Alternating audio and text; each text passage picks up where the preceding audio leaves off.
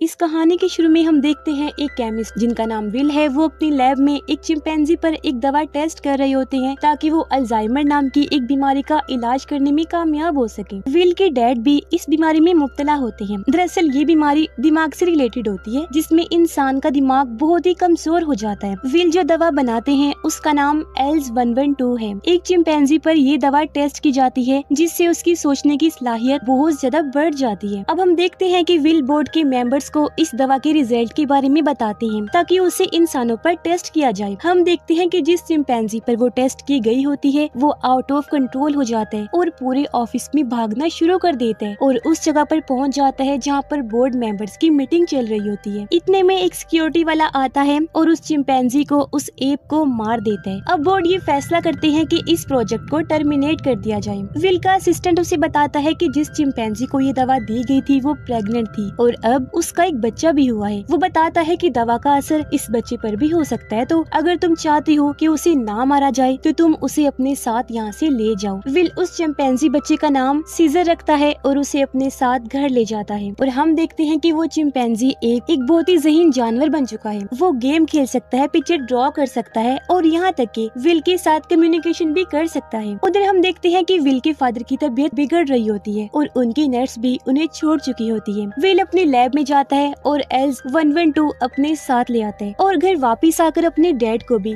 वो दवा दे देता है जिससे उसके पिता ठीक होना शुरू हो जाते हैं। 5 साल गुजर गए होते हैं और सीजर अपने जवानी को पहुंच चुका है। सीजर एक डॉग को देखता है जिसके गले में ठीक वैसी चेन होती है जैसी कि सीजर के गले में होती है, जो देखकर सीजर विल से अपनी आइडेंटिटी के बारे में पूछता है। फिर विल उसे बताता है कि तुम्हारी माँ को मार दिया गया था जिससे पहले उस पर एक दवा ELS-112 ट्रायल किया गया था और उसी ड्रग की वजह से तुम इतने इंटेलिजेंट हो। दूसरी तरफ हम देखते हैं कि विल के डैड पर उस दवा का असर खत्म होना शुरू हो जाता है। विल के डैड जब अपने पड़ोसी के साथ किसी बात पर लड़ रहे होते हैं तो सीजर वहाँ पहुँच जाते हैं और उस पड़ोसी को बहुत बुरी तरह जख्मी कर देता है। अब कोर्ट फैसला करता है कि विल सीजर को अपने साथ नहीं रख सकता और उसे उसी जगह पर भेज दिया जाता है जहाँ और भी बहुत ज्यादा चिंपैंजीज होते हैं, लेकिन सीजर के साथ वहाँ अच्छा सलूक नहीं किया जाता। अब वो एक नए ड्रग ELS-113 पर काम शुरू करते हैं और इसे भी एक ऐप पर ट्रायल करते हैं जिसके बहुत अच्छे रिजल्ट्स आते हैं। और अब हम देखते हैं कि विल सीजर से मिलने जाता है और बहुत परेशान होता है उसकी हालत देखकर। उसके हाथ पर जख्म का निशान भी होता है जिससे विल उधर के गार्ड से बहुत गुस्सा होता है। विल ELS-113 अपने डैड को देने ही लगता है कि उसके डैड मना कर देते हैं और अब विल के डैड मर जाते हैं। विल उस जगह जाता है जहाँ सीजर होता है और उधर के इंचार्ज को बहुत सारे पैसे देता है ताकि वो सीजर को उसके साथ जाने दे, लेकिन सीजर उसके साथ जाना पसंद नहीं करता। कुछ विजिटर्स चिंपैंजीज को देखने उस जगह पर आते हैं, लेकिन एक विजिटर पर सीजर हमला कर देता है और उसकी जेब से नाइफ निकाल लेता है। जैसे ही रात होती है सीजर मौका पाकर वहाँ से भाग जाता है और विल के घर पहुँच जाते हैं। वो ELS-113 को लेता है और वापिस उस जगह पर आ जाता है। वो फिर दवा सब चिंपैंजीज को दे देता है। सीजर को अपने कैबिन में बंद करने के लिए गार्ड आता है और उस पर इलेक्ट्रिक रॉड इस्तेमाल करता है, लेकिन सीजर पहली मर्तबा बोल पड़ा और कहता है कि नहीं। सीजर उसे पंच मारता है जिससे वो गिरकर बेहोश हो जाता है। सीजर चिंपैंजीज के पास आता है और उन्हें बाहर निकालने की कोशिश करता है। गार्ड को होश आ जाता है। वो फिर इलेक्ट्रिक रॉड का इस्तेमाल करता है ताकि इन चिंपैंजीज को वापस लाया जा सके। अब सीजर उस पर पानी छोड़ देता है जिसकी वजह से उसे जोरदार इलेक्ट्रिक शॉक लगता है और उसकी मौत हो जाती है। अब सारे चिंपैंजीज उस जगह से बाहर आ चुके होते हैं। सबसे पहले वो सारे चिंपैंजीज जू जाते हैं और वहाँ के सभी चिंपैंजीज को अपने साथ मिलाते हैं और उस कंपनी में पहुँचते हैं जहाँ पर विल काम करता है और उधर से भी सारे चिंपैंजीज को छुड़वा लेते हैं। विल उस जगह पर पहुँच जाता है जहाँ सीजर को रखा हुआ था, लेकिन विल ये देखकर हैरान होता है कि वहाँ पर एक भी चिंपैंजी एप नहीं है। विल को पता लगता है कि सीजर सारे एप्स को लेकर भाग चुका है, जिससे वो बहुत परेशान हो जाता है और कहानी का ये फर्स्ट पार्ट यहीं पर खत्म हो जाता है। तो दूसरा पार्ट शुरू होता है जिसका नाम है Dawn of the Planet of the Apes. ELS-113 दवा से हर जगह एक वायरस फैल गया था जिसमें इंसान फ्लू का शिकार हो जाते हैं। ELS-113 की वजह से होने वाले इस फ्लू को 10 साल बीत चुके होते हैं, जिससे इंसानियत लगभग खत्म हो चुकी है। 500 में से सिर्फ एक इंसान इस वायरस से बच रहा है। एक तरफ जहाँ इंसानियत तबाह हो चुकी है, वहीं दूसरी तरफ सभी एप्स सीजर की हुकूमत में काफी समझदार हो गए हैं और अब उन्होंने अपनी एक अलग कॉलोनी बना ली है। इसी बीच कुछ लोगों का ग्रुप जिन्हें मैल्कम लीड कर रहा था, वो जंगल के रास्ते डैम की तरफ बढ़ते हैं ताकि वो डैम की पावर को रिस्टोर कर सके और शहर में बिजली वापस आ सके। पर रास्ते में इनका सामना सीजर के बेटे ब्लू आई और उसके दोस्त से हो जाता है। अब इसी दौरान मेलकम के ग्रुप का एक मेंबर घबराते हुए ब्लू आई के दोस्त को गोली मार देता है, जिसके बाद मेलकम के पूरे ग्रुप को एप बंदी बना लेते हैं और उन्हें सीजर के सामने लेकर जाते हैं। इंसानों को वापस अपने सामने देकर एक एप सीजर को कहता है कि मेलकम और उसके ग्रुप को मार डालो, पर सीजर इंसानियत को समझता था। वो मेलकम और उसके ग्रुप को छोड़ देता है और उन्हें वापिस जंगल में आने से मना करता है। मेलकम को मजबूरन अपना प्लान छोड़कर वापिस आना पड़ता है, पर इनके जाते ही वो एप दोबारा सीजर को उकसाता है और उसे कहता है कि अगर हम एप्स इंसानों को जवाब नहीं देंगे तो इंसान हमें कमजोर समझेंगे। उस एप की बात सुनकर वहाँ मौजूद बाकी एप्स सीजर की तरफ एक उम्मीद से देखने लगते हैं और सीजर को ना चाहते हुए भी चिंपैंजीज की बात मानकर शहर जाना पड़ता है ताकि सभी चिंपैंजीज का उस पर भरोसा बना रहे। सीजर चिंपैंजीज की ताकत दिखाते हुए शहर में मौजूद सभी लोगों को चेतावनी देता है कि वो दोबारा जंगल में ना आए, क्योंकि हम जंग नहीं चाहते, पर अगर इंसान उन्हें मजबूर करेंगे तो वो जंग लड़ने से पीछे भी नहीं हटेंगे। सीजर अपनी बात कहकर सारे एप्स को लेकर वापस जंगल चला जाता है, पर शहर में लोग सीजर की बातें सुनकर काफी डर जाते हैं। अपने लोगों को डरा हुआ देखकर उनका लीडर उन चिंपैंजी से लड़ने का डिसीजन लेता है, पर तभी मेलकम उसे समझाता है कि मैं बिना लड़ाई के डैम की प्रॉब्लम को खत्म कर सकता हूँ, पर मुझे थोड़ा समय चाहिए। मेलकम की बात सुनकर लीडर उसे टाइम देता है और कहता है कि अगर तुम इतने दिनों में वापस नहीं आई तो मैं चिंपैंजीज पर हमला कर दूंगा। लीडर की बात सुनकर मेलकम अपनी एक छोटी टीम लेकर वापस जंगलों में चला जाते हैं। जिसने ब्लू आइज के दोस्त को मारा था वो भी इनके साथ था। उसे वापस देखकर चिंपैंजीज को गुस्सा आ जाता है। सीजर मेलकम से कहता है कि मैंने इंसानों को मना किया था जंगल में वापस आने के लिए, तो मेलकम सीजर को समझाता है कि वो कोई लड़ाई नहीं चाहता, शहर वालों को बस बिजली चाहिए, क्योंकि बिजली के बिना वो ज्यादा दिन तक जिंदा नहीं रह सकते हैं। सीजर मेलकम की बात को समझता है और उन्हें डैम पर काम करने की इजाजत दे देता है। दूसरी तरफ वो एप जिसने सीजर को भड़काया था यानी कोबा, वो अपने कुछ साथियों के साथ चुपके से शहर में घुस आता है और लीडर के लोगों को हथियार रेडी करते हुए देखता है, जबकि उधर एप और मेलकम के लोगों में अच्छी दोस्ती हो जाती है। सीजर का छोटा बेटा मेलकम की वाइफ और बेटे के पास चला जाता है और उनके सामान को छेड़ने लगता है। इसी बीच उसके हाथ एक गन लगती है। ऐसा होते ही मेलकम का साथी घबरा जाता है और सीजर के बेटे से गन छीनकर एप्स पर तान देता है, जिससे सीजर को बहुत गुस्सा आता है, क्योंकि उसने साफ कहा था कि वो उन्हें एक शर्त पर काम करने देगा जब वो अपने पास किसी तरह का हथियार नहीं रखेंगे। और अब वादा तोड़ने से सीजर मेलकम को उसकी टीम लेकर वहाँ से निकल जाने को कहता है और एक बार फिर उसके साथी की वजह से मेलकम का सारा प्लान बर्बाद हो जाता है। पर फिर भी जाने से पहले मेलकम और उसकी वाइफ कोशिश करते हैं सीजर को मनाने की, पर सीजर के पास पहुंचकर वो देखते हैं कि सीजर की वाइफ बहुत ज्यादा बीमार है और मरने वाली है और इस बात से सीजर काफी परेशान हो रहा है। सीजर की वाइफ को देखकर मेलकम की वाइफ कहती है कि मैं तुम्हारी वाइफ का इलाज कर सकती हूँ अगर तुम इजाजत दो। अपनी वाइफ को मरता देखकर सीजर उन्हें नहीं रोकता और मेलकम की वाइफ सीजर की वाइफ का इलाज करती है। अब इस एहसान के बदले में सीजर फिर से मेलकम को डैम पर काम करने की इजाजत दे देता है और साथ में अपने कुछ चिंपैंजीज भी, ताकि काम जल्दी खत्म हो सके। और तभी कोबा वहाँ आता है। उसने जो इंसानों के पास देखा वो सीजर को बताता है और इंसानों का साथ देने के लिए वो सीजर से कहता है कि मैं चिंपैंजी से ज्यादा इंसानों से प्यार करता हूँ। कोबा की बात सुनकर सीजर को उस पर बहुत गुस्सा आता है और वो बहुत बुरी तरह उसे मारता है, जिससे कोबा और ज्यादा चिढ़ जाता है और वो शहर वापस आकर कुछ गार्ड्स को मार देता है और उनकी गन्स ले लेता है। इधर मेलकम चिंपैंजीज की मदद से डैम का काम पूरा कर लेते हैं, जिसके बाद ये लोग सेलिब्रेट करने लगते हैं। सीजर अपनी वाइफ को दोबारा ठीक देखकर खुश हो जाते हैं। इसी दौरान सबका ध्यान भटकने के कारण कोबा मेलकम के उस साथी को मार देता है जो अब तक गड़बड़ी करते आ रहा था और अपनी ही जगह पर आग लगा देते हैं। अब इससे पहले कि किसी को कुछ समझ आता, कोबा सीजर के पास आकर उसे एक गोली मार देता है और सबसे कहता है कि इंसानों ने सीजर को गोली मार दी है। इससे जाहिर है वहाँ हालात खराब हो जाते हैं। सीजर के कुछ वफादार साथी मेलकम और उसके साथियों को वहाँ से भगा देते हैं। अब कोबा सीजर को अपने रास्ते से हटाते ही